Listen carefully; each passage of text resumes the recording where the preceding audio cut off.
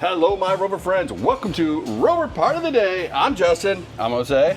We got a genuine part here. Let's test his memory. What's the part number? LR038299 Gen. Jesus, this guy. Do you know what this is? I do not. I have no idea. Open it up. This is where I cut my hand right in front of everybody. Let's be Blood careful. everywhere. HR would not like that. No. He wears a big hat, doesn't he? Yeah, it does.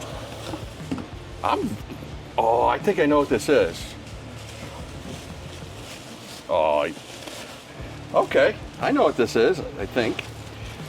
This is a little like instrument cluster, screen, bezel. Okay.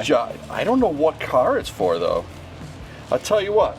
I'm gonna get some footage real quick of this, close up, and when Jose comes back from this, he'll tell you what car it fits. All right, he's back. What is this little screen? That is the LR3. Oh, okay. Yeah, you know what? I can see it now because there's a little push button there, and the 4s didn't have that. Okay, They did. Thank you. We'll get this one on its way. Be sure to follow.